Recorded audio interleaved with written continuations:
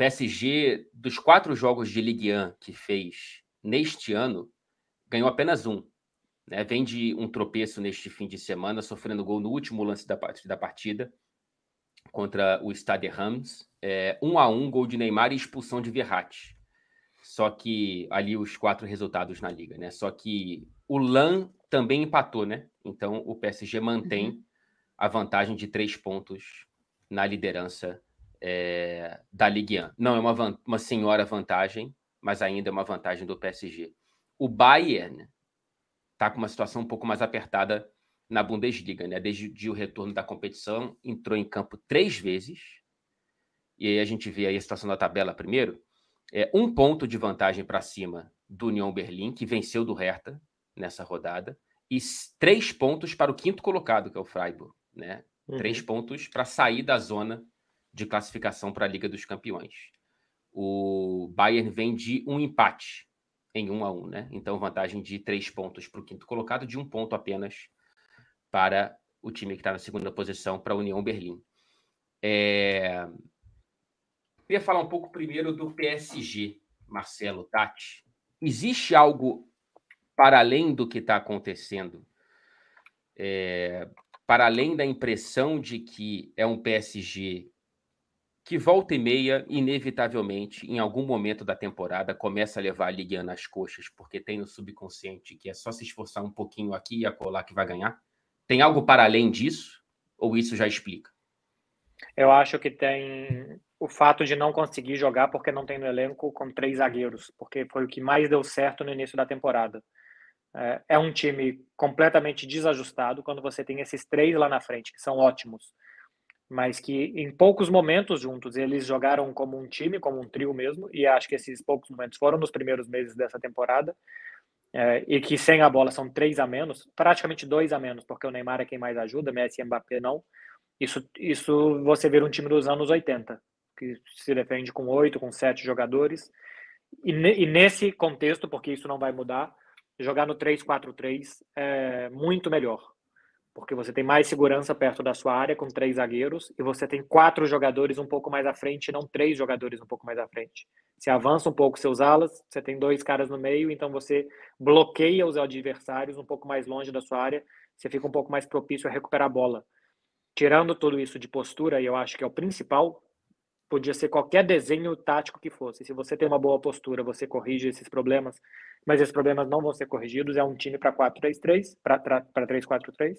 O Kimpembe está machucado há muito tempo, está voltando agora, deve voltar no final ainda no início agora de fevereiro.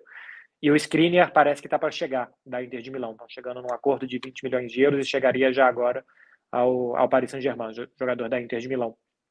Então, pode dar uma ajudada no time, mas é um time extremamente desequilibrado. Ontem o Heinz recuperou 33 bolas e o Paris Saint-Germain 10, número de desarmes. A diferença foi 33-10.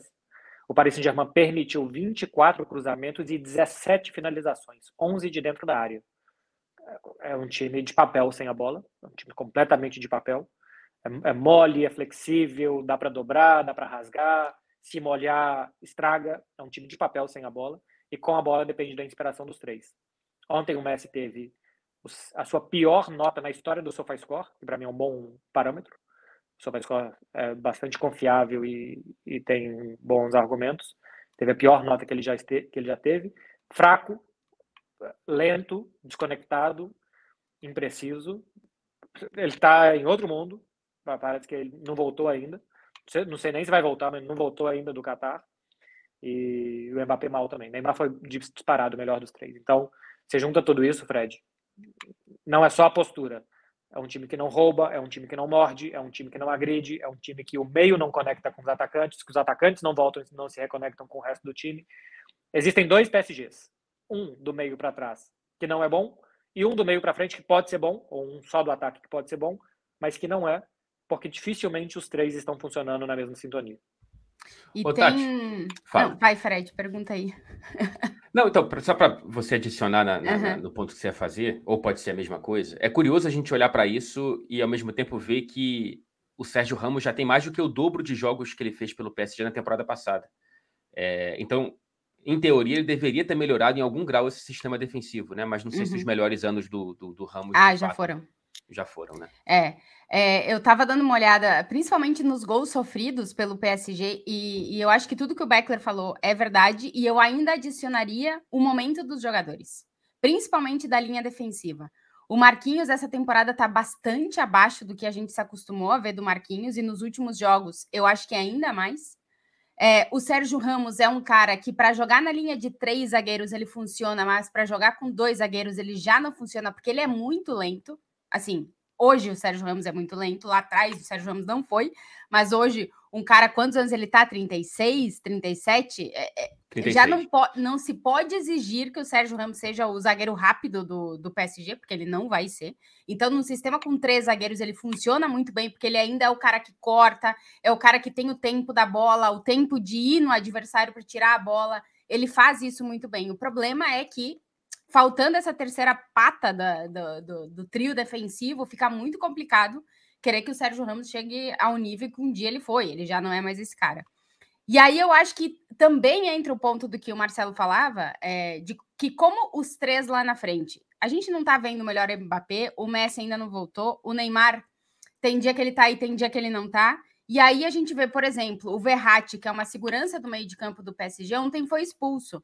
É um cara que se desespera, porque as transições defensivas do PSG, praticamente todos os gols, se não é desajuste defensivo, é falha na volta. O PSG vai todo para cima para tentar atacar e depois não consegue voltar.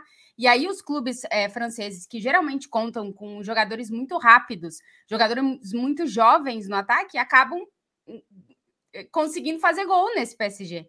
Então, o time tem 5 gols sofridos nesses 4 jogos e só conseguiu marcar 4. Sendo que na grande maioria deles, por exemplo, o Mbappé esteve em campo, ou o Neymar esteve em campo. O Messi, na verdade, voltou mais tarde. Então, assim, a defesa não tá funcionando, o meio de campo tá desesperado, porque tem que ajudar a defesa e tentar criar no ataque não tá funcionando, e o ataque não tá entregando. Então, o time tá sofrendo muitos gols e não tá conseguindo marcar. Então, eu até tava lendo algumas palavras do Gautier, ele falou, nosso time tá muito lento, a dinâmica de jogo tá lenta e tudo tá funcionando de uma forma lenta. Eu ainda acho que o motivacional, ele entra muito em campo, e é o que tu estava falando antes sobre o PSG ter essas quedas de rendimento durante as disputas só das competições na França. Eu acho que ela acontece, ela é até natural por esse time aspirar a outras coisas que não sejam dentro do futebol francês. O problema é que a Liga dos Campeões está chegando e a gente está vendo um PSG cheio de fragilidade, que eu não sei se vai dar tempo de recuperar até encarar o Bayern. Talvez a única coisa positiva que tenha para o PSG nesse momento é que o Bayern também está desajustado. Então, vamos ver quem é que chega pior, né, para a eliminatória. Mas talvez o Bayern ainda dê tempo de recuperar. O PSG, eu tenho mais dúvidas, porque eu vejo mais falhas ainda do que o Bayern, que a gente já vai falar daqui a pouco. O PSG tem mais problemas e mais difíceis de ser corrigidos. Um grande problema que tem é como que esse bloco de 7 jogadores atrás se conecta com os 3 da frente. E quem faz isso muito bem é o Verratti. Ele é subvalorizado, assim, ele não aparece tanto nas manchetes do PSG, porque o trio da frente engloba tudo que é de foco em cima deles, mas ele é o cara que melhor faz o time pressionar na frente, que sai da pressão dos adversários para o time sair jogando bem e acionar esses caras com mais liberdade na frente. O problema é que o Verratti vinha de 2 semanas machucado, já tinha se machucado antes no início da temporada e tinha perdido alguns jogos também, e ele já tomou 12 cartões esse ano. Ele tomou 11 amarelos e ontem ele foi expulso depois de 12 minutos em campo. Então é o cara que ou tá indo ou tá voltando de lesão, normalmente ele tá sem ritmo de jogo, e normalmente ele tá tomando cartão e ficando suspenso. E tá exposto, né? Uhum. Mas nem os cartões dele normalmente são por entradas duras, mais por erros dele do que ele tá muito sobrecarregado e tá tendo que apagar incêndio de todo mundo e por isso não tá conseguindo chegar. Eu acho que são mais problemas de comportamento dele mesmo dentro de campo, de uma agressividade desnecessária. Então, ele é o cara que, se jogar contra o Bayern, é um time, se não jogar, é outro. O Verratti tem um papel muito, muito, muito importante no Paris Saint-Germain. Para fechar a PSG, antes da gente passar para o Bayern, se o Skriniar de fato fechar com o PSG, faz algum sentido projetar uma possibilidade do Marquinhos voltar a ser utilizado como volante? Acho que o Gautier nunca utilizou ele naquela posição, né? Até porque tem cobertor curto no próprio setor da zaga. Não, eu não acredito, porque a ideia do início da temporada era ter 2 meio-campistas que marcam e jogam, Vitinha e Verratti. E eu acho que a ideia vai continuar sendo essa, porque funcionou bem no início da temporada. O time estava ganhando com tranquilidade os jogos do Campeonato Francês, o trio estava fazendo muitos gols. Os primeiros jogos do Paris Saint-Germain são um festival, assim, são 4-0, 5-0, 4-0, fora de casa, dentro de casa, aquele negócio que o Neymar tinha 10 gols, o Messi tinha 9 participações em gols, e o Mbappé não tinha estreado ainda, sabe? Era muito gol, com 2 meio-campistas que jogavam. Então, duvido muito que ele vá dar um passo atrás e colocar um zagueiro, colocar o Danilo, colocar alguém mais rocoso ali, porque a ideia é que os caras ajudem os da frente, que cheguem para jogar com os da frente, e não que você dê um passo atrás e coloque mais alguém, como fazia na temporada passada, para evitar os problemas de trás. Eu ainda tenho um pouco de dúvidas desse estado de ânimo do PSG, porque o Beckler falou, começou muito bem, né? O ataque tava entre o Messi tava comendo a grama, o Neymar tava voando, o Mbappé tava destruindo, e agora a gente não tá vendo nada disso. E para mim sempre fica essa dúvida do PSG em relação a quanto o estado de ânimo pode influenciar dentro do campo. E eu acho que pode influenciar muito. Eu imagino que na Liga dos Campeões a gente vai voltar a ver aquela fome do início da temporada. Mas a gente vai ter que esperar até o dia do jogo para saber. É muito complicado e é muito difícil da gente prever que PSG que a gente vai ver. Porque como depende muito da vontade e da fome desses 3 caras, é o que o Marcelo falou. A gente está vendo um monte de problema. E esses 3 caras que antes solucionavam quando tinha problema atrás, agora não estão solucionando. Então, de novo, o PSG quando entra na Champions, no mata-mata, para mim é uma incógnita. E esse ano acho que ainda mais. Só para vocês verem, olha o início da temporada, Fred. 4-0 Nantes, Supercopa, 5-0 Clermont, 5-2 Montpellier, 7-1 Lille, aí veio o empate com o Mônaco 1-1, 3-0 Toulouse e 3-0 Nantes. Aí estreia na Liga dos Campeões em setembro e já começa a ter uns placares mais apertados. Mas assim, os primeiros 4 ou 5 jogos o time fez quase 30 gols. Uma média de mais de 5 por partido. Nessa época a gente já falava ou projetava qual efeito a Copa teria, né? Um PSG pré-Copa e um PSG pós-Copa num nível de influência um pouco maior do que em outros clubes. Tanto é que a final foi Messi e Mbappé, né? Vamos passar a bola para o Bayern de Munique. Antes, queria lembrar o pessoal, se possível, se estiver gostando do programa, para deixar o like. A gente tem mais de quase 4 mil pessoas nos assistindo e 1,5 mil likes, né? Então a gente está na metade da meta. Se não for sacrifício, pedir demais, né? Se não for cair o dedo, apertar o botão. Exato. Aperta ali. Juventude que não faz nada. Like e se inscrever no canal, né? Isso aí. Se puder comprar uma rifa minha também. Muito obrigado. Olha, o PSG ele tem mais 4 jogos antes de receber o Bayern de Munique. O Bayern tem mais 3. É um Bayern, como a gente já falou aqui, vem de 3 empates em 3 partidas desde o retorno da Bundesliga e está vendo a situação mais apertada na parte superior da tabela. E depois da partida contra o Colônia, cara, eu vou ter que ler aqui, Salihamidzic.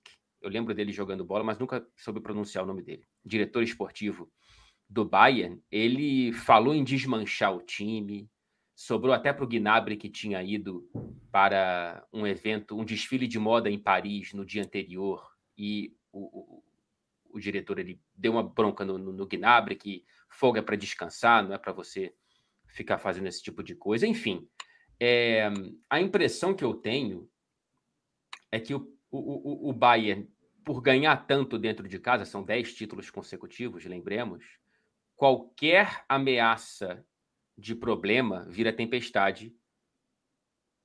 E os diretores gostam de falar nesse clube, né? É impressionante. Essa temporada eu fiz 4 jogos do Bayern, eu acho. Eu fiz os 2 contra o Barcelona. Fiz 3. Os 2 contra o Barcelona e contra o Vitória Pilsen. Fiz 3 jogos. E no início da temporada eles estavam patinando muito, né?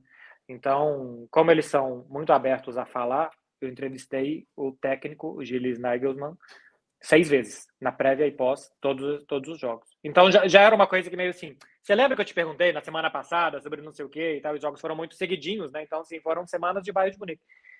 E teve uma dessas entrevistas, ele falou comigo, eu admito que a gente tinha uma crise de resultado, mas não de jogo.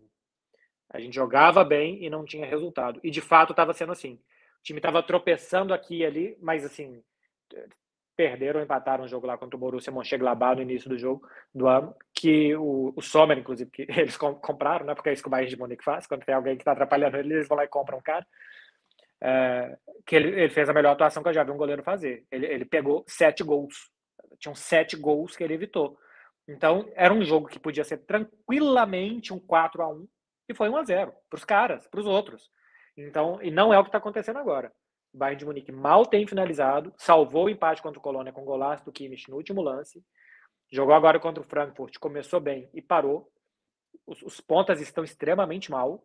Gnabry, o Musiala não jogou bem, o Sadio Mané tá machucado, né? Tava para jogar a Copa do Mundo e agora não deve jogar contra o Paris Saint-Germain, assim, era uma coisa séria e talvez não tenha se dado aí importância na época e tal. Então, é um time que perdeu o ritmo, perdeu pegada também, mas é um time que já mostrou, né? É diferente do PSG. Esse time já mostrou que pode, mostrou tem pouco tempo que pode. Então, acho que na hora que eles voltarem foco, pegada, ritmo, a tendência é melhorar. Tati, antes de passar a bola para você, lembrando aqui que a gente está ciente, tá, da negociação pelo empréstimo do João Cancelo, com opção de compra ao fim da temporada, parece que vai ser na casa dos 70 milhões de euros. Isso tudo, gente, mercado, últimas negociações, transferências e tudo mais, a gente vai focar no programa de amanhã, desta terça-feira. Só me confirma o horário, Gabriel, por favor. Horário de Brasília, que a gente abre o programa. 6 da tarde. 7 da tarde de Brasília. 7 da noite de Brasília. 23 horas daqui.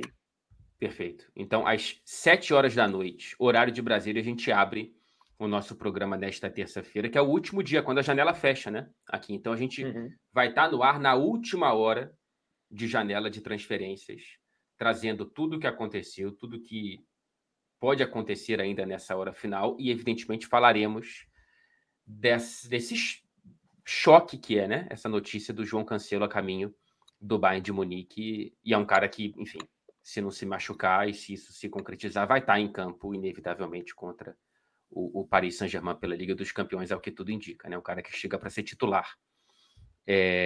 Mas eu estava vendo aqui, Tati, o Bayern, ele voltou da pausa para o inverno também um pouco devagar na temporada passada. E antes da Copa, eram 10 vitórias consecutivas, né? E nesse meio do caminho batendo Barcelona, Inter de Milão, e rivais de peso da Bundesliga, para o peso que a Bundesliga tem em termos de rivalidade para o Bayern de Munique, claro. É mais falta de ritmo? Tem mais? O que você pode trazer da sua interpretação desse momento esquisito? A gente falava do estado de ânimo, quanto o pós-Copa podia afetar o estado de ânimo do PSG. Eu acho que na questão do Bayern de Munique é a questão do ritmo de jogo, né?